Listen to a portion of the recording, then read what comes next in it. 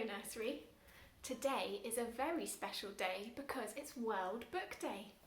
World Book Day is a day for celebrating all books and the people who write and draw in them, called authors and illustrators. For today's activity, I'm going to show you how to make a bookmark, which you can use to help you remember which page of the book you're in. For this activity, you will need paper, crayons, some scissors, and maybe some glue if you'd like to do some sticking. First, cut a strip off the side of your piece of paper, like this.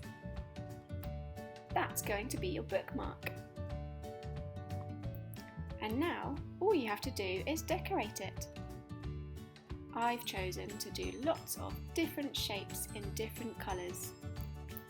An orange star, a blue circle, a pink square, a green triangle, a purple heart, and a red rectangle.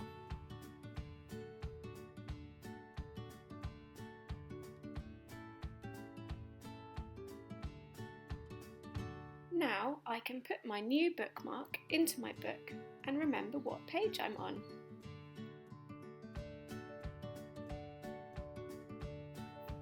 Now it's your turn. Have a go at making your own bookmark at home.